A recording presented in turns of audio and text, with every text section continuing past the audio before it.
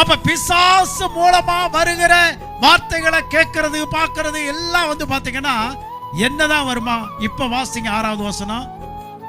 மாம்ச சிந்தை என்னதுங்க? டக்குன்னு அப்படின்னா மரணம்னா நீங்க தப்பா எடுத்துறாதீங்க, அது நரகம்.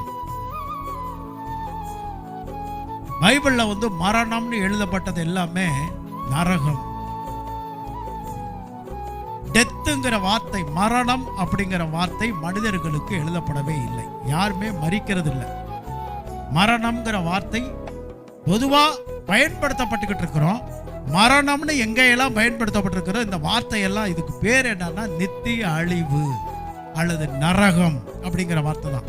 அவன் மரணம் அப்படிங்கிற வார்த்தைக்கு நரகம் அல்லது நித்திய அழிவு அப்படிங்கிறதான் சரியான ஒரு மீனிங். அப்ப மரணம்ங்கிறதுக்கு என்ன வார்த்தை?